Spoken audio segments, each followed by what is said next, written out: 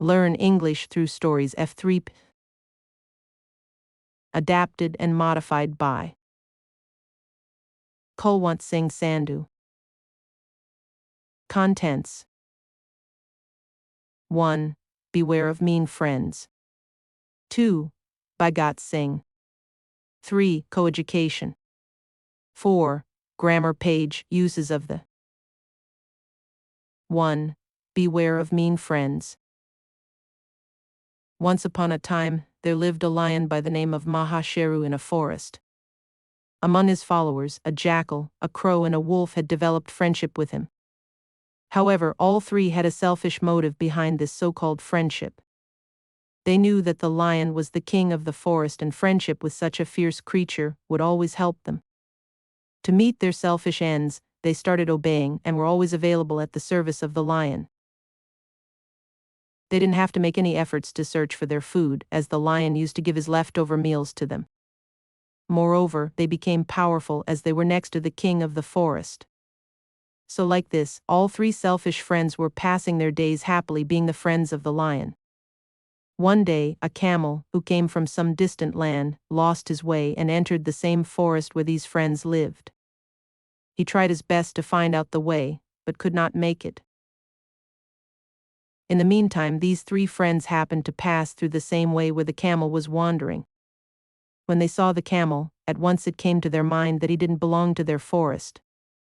The jackal suggested to his other two friends, "Let's kill and eat him."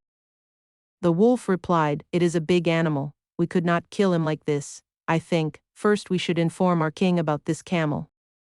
The crow agreed with the idea given by the wolf. After deciding, all of them went to meet the lion. On reaching the lion's den, the jackal approached the lion and said, "Your Majesty, an unknown camel has dared to enter your kingdom without your consent. His body is full of flesh, and he could make a nice meal for us. Let's kill him." The lion roared loudly on hearing this and said, "What are you saying? The camel has come for refuge in my kingdom. It is unethical to kill him like this. We should provide him the best shelter. Go and bring him to me." All of them got dispirited to hear such words from the king. They unwillingly went to the camel and told him about the desire of the lion, who wanted to meet him. The camel was scared to know about the strange offer. He thought that his last moment had come, and in a little while he would become the meal of the lion. As he couldn't even escape, so he decided to meet the lion and left everything to destiny. The selfish friends escorted the camel to lion's den. The lion was happy to see the camel. He welcomed him warmly and assured him of all the safety in the forest during his stay. The camel was totally amazed to hear lion's words. He got very happy and started living with the jackal, the crow, and the wolf. One day, when the lion was hunting for food, he had a struggle with a mighty elephant. The lion got badly injured in the struggle and became incapable of hunting for his food. Stricken by bad luck, the lion had to sustain itself without food for days. Due to this, his friends too had to go hungry for days as they totally depended on the lion's kill for their food. But the camel was satisfied grazing around in the forest. All three friends got worried and discussed the matter among themselves. They decided to approach the lion and said, "Your Majesty, you are getting weak day by day. We can't see you in this wretched condition. Why don't you kill the camel and eat him?" The lion roared, "No, how can you think such a thing? He is our guest and we should not kill him. Don't give such suggestions to me in future." As the jackal, the crow, and the wolf had set their evil eyes on the camel, they met once again and devised a plan to kill the camel. They went to the camel and said, "Dear friend, you know our king has not eaten anything from the past many days. He is unable to go hunting due to his wounds and sickness. Under such circumstances, it becomes our duty to sacrifice ourselves to save the life of our king. Come with us, we will offer our bodies to make his food." The camel didn't understand their plan, but innocently he nodded in favor of their plan. All of them approached the den of the lion. First of all, the crow came forward and said, "Your Majesty, we didn't succeed in getting any food for you. I can't see you like this. Please eat me and make me obliged." The lion replied, "Dear, I will prefer to die than to perform such a sinful deed." Then the jackal came forward and said, "Your Majesty, Crow's body is too small to satisfy your appetite. I offer myself to you, as I feel I ought to save your life." The lion politely rejected the offer. As per the plan, now it was the turn of the wolf to offer himself to the king. So the wolf came forward and said, "Your Majesty, Jackal is quite small to gratify your hunger. I offer myself for this kind of purpose. Please kill me and satisfy your hunger." After saying this, he lay prostrate before the lion. But the lion didn't kill any of them. The camel, who was watching the whole scene, felt reassured of his safety, and also decided to go forward and complete the formality. He marched forward and said, "Your Majesty, why don't you kill me? You are my friend. A friend in need is a friend indeed. Please allow me to offer you my body." The lion found the offer quite appropriate, as the camel himself had offered his body for food. His ethics were maintained. The lion attacked the camel at once, ripped open his body and tore him into pieces. The lion and his friends ate the delicious flesh to their fill. They feasted on the poor camel for days together. That is why it is said that one should always beware of people who become friends only to fulfill their evil desires. They might appear to be sweet, but they are never trustworthy in reality. Vocabulary. Fierce equals strong and powerful. Camel has dared to enter your kingdom without your consent. Equals camel was very rude. He entered your kingdom without your permission. Refuge equals shelter. Destiny equals fate. Wretched equals very poor/bad. 2. Bhagat Singh. Bhagat Singh was one of the foremost heroes of the freedom struggle who sacrificed his life happily for the sake of his country. His heart was soaked in patriotism from a very young age. He brought a revolution in the national movement against the British rule. He was a prominent freedom fighter and inspired the youth to join the freedom fight against the British. He was born on September 28, 1907, in the district of Lyalpur in Punjab, which is now in Pakistan. He was the third son of Sardar Kishan, who was a revolutionary himself in Vijayawada. His father was in jail when Bhagat Singh was born. He was a very good student when he was young and very friendly by nature. Upon being asked what he wanted to be when he grew up, he said he would drive the British out of India. Bhagat Singh studied till the 5th class in his village school, after which his grandfather got him enrolled at the DAV High School in Lahore. Bhagat Singh was very agitated by the Jallianwala Bagh massacre in the year 1919 and the killing of unarmed Akali protesters at the Nankana Sahib in 1921. He was only 12 years old then, and the incident left a very deep scar in his heart. He was always attracted to socialism, and he set his path for political revolutionaries, which no one even thought of. He was clear in his vision, and he dedicated himself to accomplish his goals. He dropped out of school and took part in the Congress movement. He actively supported the Swadeshi movement. He would wear only a khadi and burn foreign clothes. When Gandhiji withdrew from the movement due to the Chauri Chaura incident, his faith in non-violence weakened. He started believing that the only way to drive the British out of the country would be through armed rebellion. He studied the lives of the revolutionaries of Ireland, Italy, and Russia and was convinced of his belief. He joined National College, which was patronized by great patriots like Lala Lajpat Rai.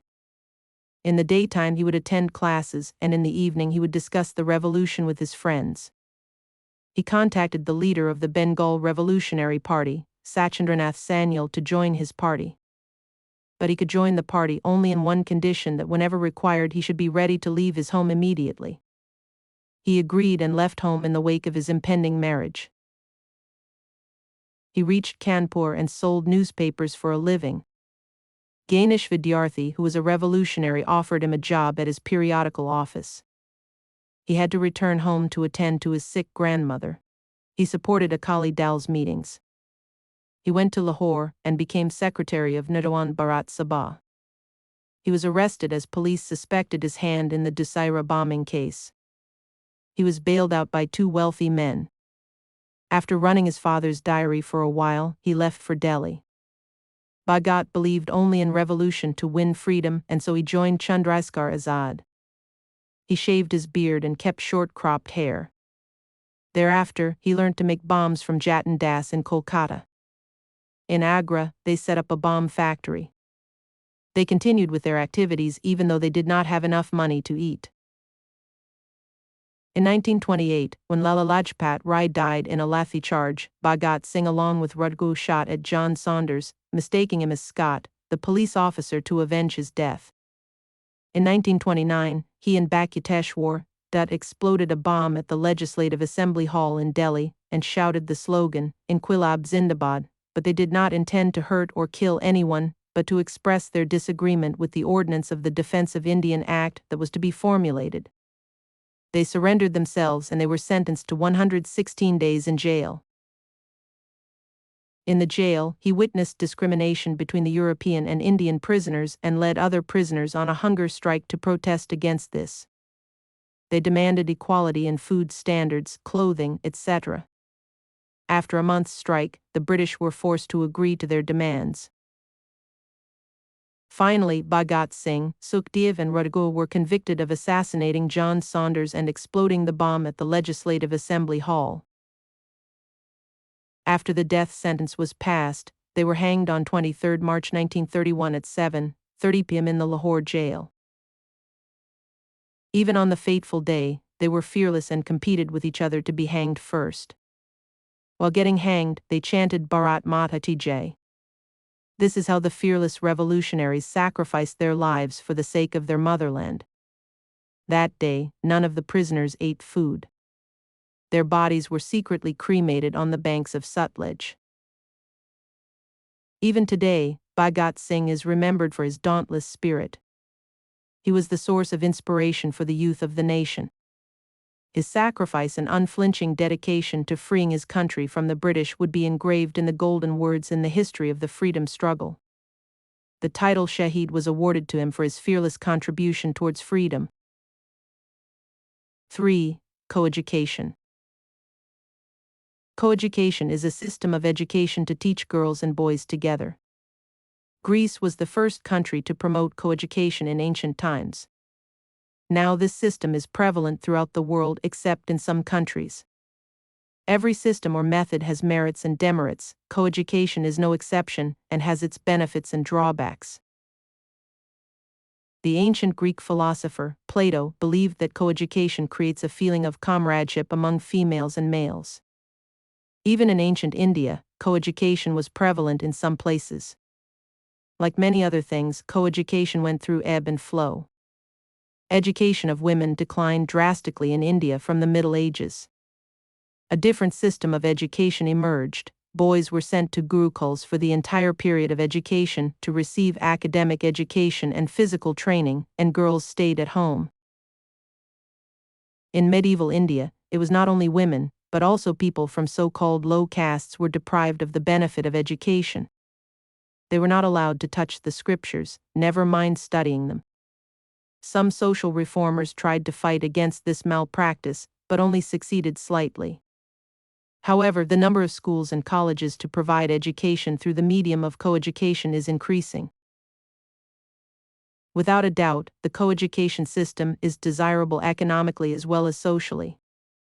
It is cost-effective to provide education to girls and boys together, one building instead of two, one teacher instead of two, and other savings from infrastructure, energy bills, etc. Socially, it promotes equality and boosts self-esteem. Girls feel they are equal to boys, and it hikes their confidence, gives them a sense of pride. I am a girl, yet I can learn and contribute as well as boys. For boys, they become broad-minded and more tolerable towards girls, eradicate the delusion in boys that they are superior or have more rights than girls. Distance arouses curiosity and enigma. When this distance is bridged, a mystery is removed. There is no barrier. Students interact without hesitation. Boys and girls help each other. It creates an atmosphere of a family. Boys don't tease girls. Girls are not intimidated by boys. In the olden days, life was different. Men went to work and women stayed home to look after children and did the housework. Today the world has changed, self-awareness, technology, self-identity, etc. Patriarchy or a male-dominated society has no place. 4. Grammar page.